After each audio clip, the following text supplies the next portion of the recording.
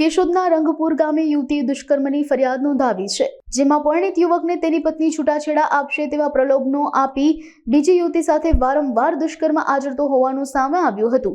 સતત 1.5 વર્ષના સમયગાળા દરમિયાન દુષ્કર્મ આચર્યા બાદ મૈત્રી કરાર રદ કરાવી યુવતીને લગ્ન કરવાની ના પાડી દેતા યુવતીએ પોલીસ સ્ટેશન ખાતે ફરિયાદ નોંધાવી હતી। જે મામલે પોલીસે રંગપુર ગામના પુનિત દેશા બાબરિયા વિરુદ્ધ દુષ્કર્મનો ગુનો નોંધી ઝડપી પાડવા વધુ તપાસ હાથ ધરી છે। ગત રોજ કેશોદ પોલીસ સ્ટેશન ખાતે એક બળાત્કાર અંગેનું એક બનાવ બનેલો છે અને એ બાબતની ફરિયાદ દાખલ થયેલી છે, જેમાં આરોપી છે પુનિતભાઈ દેસાભાઈ બાબરિયા, રહેવાસી રંગપુર, તાલુકો કેશોદ નાઓ છે। તેઓને આ કામના ભોગ બનનાર સાથે આજથી 1.5 વર્ષ પહેલાં પરિચય થયેલો અને ત્યારબાદ આરોપી પોતે પરિણીત છે તેમ છતાં પણ તેમણે ભોગ બનનાર સાથે સંબંધ બાંધ્યો અને આપણે લગ્ન કરી લઈશું તેવો વિશ્વાસ અને ખાતરી આપી અને લાલચ આપી અને તેઓની સાથે અવારનવાર સદી સંબંધ બાંધેલ, તેમજ તેઓની સાથે મૈત્રી કરાર કરી તેઓ જતા રહેલા અને પાછળ ત્યાં પણ એમને સંબંધ બાંધેલો।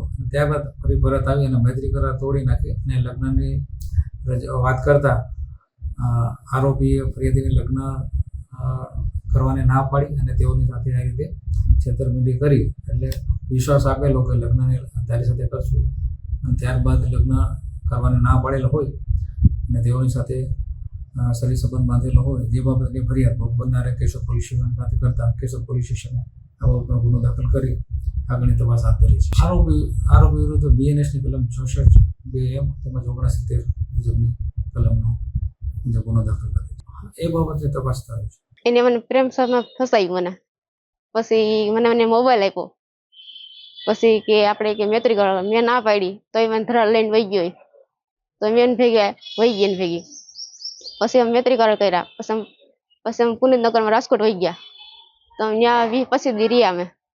પછી મને કે આપણે છૂટું કરી નાખીએ, હું મારા ઘરનાને સમજાવી કે બસ છૂટું કરીને હું તારે લગ્ન કરી લઈ કે મને એમ કીધું। હું કાંઈ વાંધો નહીં, તો પછી એને કીધું કે આપણે છૂટા કરીને હું મારા ઘરના છૂટું કરી પછી તારે લગ્ન કરી લે।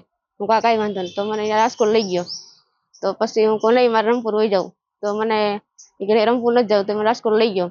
પછી એને મને વાડીએ લઈ ગયો મને સાંજે, પછી મને રાતનો અંધારું હતું, મને ફાયદો ઉઠાવ્યો મારો।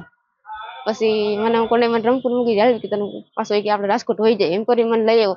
પછી મને કેશોદમાં વૈશમાં મને મૂકી દીધી, વહી ગયો। મને એનું નામ પુનિત, મને કે આ શરીર સમેત બાંધો આપણે કે કોઈ કહેતી નહીં નકર હું તને મારી નાખી કે એવી રીતે મને ધમકી મારી હતી કે હું પોલીસને ફરિયાદ કરવા આવી છું। એનું નામ પુનિત, એને હાજર કરીને મને ન્યાય મળે એવી મારી માંગણી છે, બસ બીજું કાંઈ નહીં।